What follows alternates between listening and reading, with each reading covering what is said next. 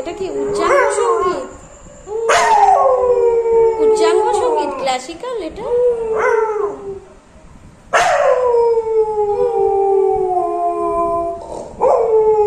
হয়েছে হয়েছে থাম। আরে বাবা পচা, ওটা পচা।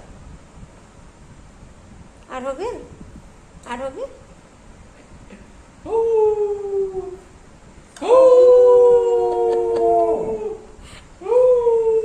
আর হবে?